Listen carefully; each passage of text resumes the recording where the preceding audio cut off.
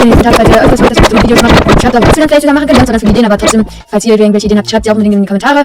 Falls ihr ein paar 2 von diesen Verstecken haben wollt, dann schreibt es auch in die Kommentare und dann ciao!